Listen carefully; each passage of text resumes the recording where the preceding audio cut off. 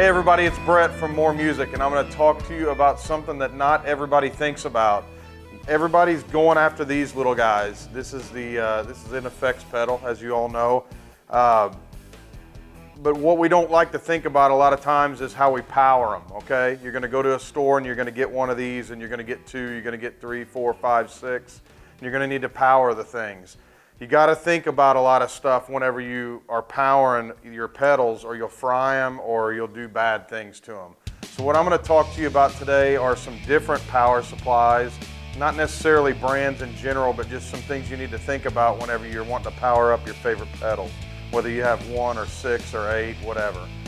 The first thing you want to think about is the amperage or milliamperage. A lot of these power supplies like this one will do up to 1700 milliamps.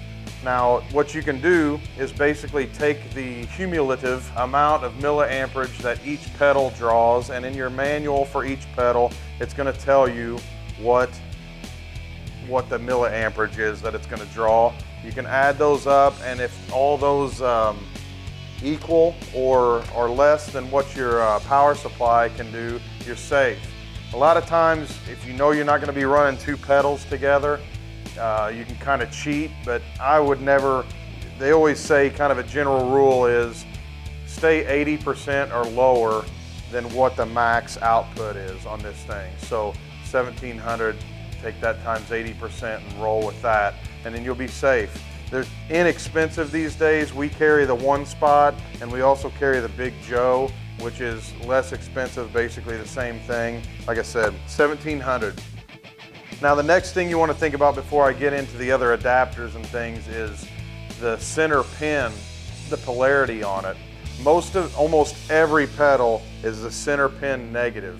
That's how almost every pedal is, but sometimes they're positive center, and you got to get something like this little fella, reverse polarity converter. So that basically inside the wire somewhere changes the polarity, so you don't have to worry about that. Basically what I do is tape that to that pedal so it stays with it, and you can use any of these things and roll with that. I'm going to put that aside for now. So the next thing you do, or you're going to need if you get more than 1 pedal, is something like this. It's a pack of power cables, and so you can daisy chain several pedals off of something like this, okay? Again, concern yourselves with the milliamperage, because these delay and reverb pedals, some of them can suck a lot of juice out of these things, and then it'll degrade the sound, and we all obviously are looking for that perfect sound, no degradation, anything like that. There's enough of that through the signal chain that it's going to take away. We don't want to do it with power, okay? There's also in here, kind of cool for some older pedals that don't have the jack on the pedal. It's got the 9-volt thing included in there, so you can adapt to that, which is really cool.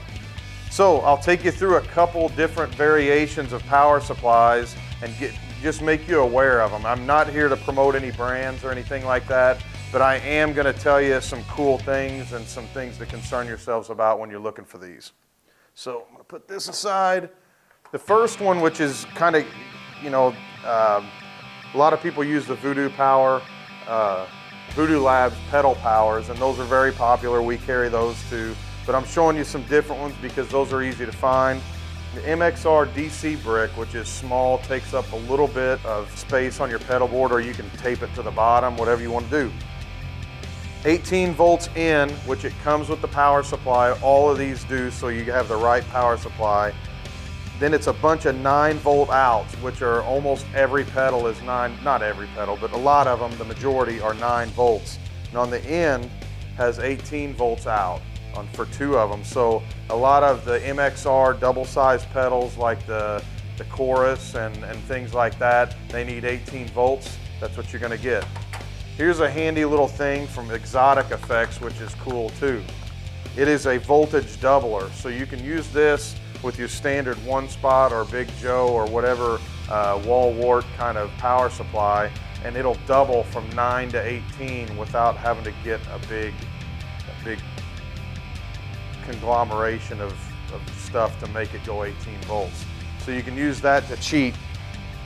The next thing is, which is very cool, we found these at Summer NAMM a couple years ago, and it's the Volto from Pedal Trains. The lithium ion battery that you can charge on the way to your gig with your cigarette lighter into a USB port, and then you come out of these with those daisy chain with the extra cables out of these two jacks and power a whole pedal board. It lasts for a long, long time, I think like 36 hours without having to recharge it. So that's several gigs without having to recharge. And if it does go dead during a gig, plug the power supply into the wall and just run it like a standard power supply. This thing will tape underneath your pedal board or on top. And you can see how much it's charged by pushing that button. Kind of fancy lights there. That's a cool one. Then there's another variation which I dig, which is this one's from One Control, and this is the Zenigama, but they've got this one, smaller ones, bigger ones, and these are very cool because you've got these. This is a loop switcher, so you can run your loops, which we'll get into that in another segment. But you run your loop switcher, and you get a certain amount of pedals. You can run 9 volts out, so you power this, and then this has a built-in power supply. Get it up here where you can see it. So very cool, kind of serves two purposes, kills two birds with one stone, and and you don't really have to worry about a lot of voltage on this, or amperage, I'm sorry, because this puts out almost everything you need for these few of loops. But you do need to make sure that you pay attention to the milliamperage. There are some special pedals out there like Line 6. This needs a converter, okay? Whenever you buy Line 6 pedals like your MM4 and stuff like that, you're gonna have a converter for Line 6. Don't try to use your standard 9 volt for a Line 6, okay? You always want to read the manual, or at least look on the box and see if it comes with a power adapter, or make sure that your milliamperage, your center pin, and the size of the barrel connector, or whatever kind of connector is going to work. Some of them come with a 1/8" power supply. Just be very aware of that. Concern yourselves with that, because you don't want to go to a guitar shop that's going to just sell you a bunch of pedals and throw a power supply at you, and then drive an hour from home to get home, and then not be able to use your board until the next time you get back there, okay? So check that stuff out, okay? Milliamperage, polarity, and then just make sure everything matches up. It's pretty simple, but I'm just trying to make you aware of the things that are out there and how to think about that. Now, like I said, Line 6 has a special adapter. There are a lot of other pedals out there that are digital effects and your multi-effects. The majority of your multi-effects pedals come with their own power supply that you need to use. So don't just throw stuff on, okay guys, because you're gonna fry pedals and you're not gonna be happy. So I hope this was helpful. Check out all those things. You can always call us. We're here to help. moremusicguitars.com, or you can call us at 812-479-9595, or if you're local, stop by. Thanks a lot.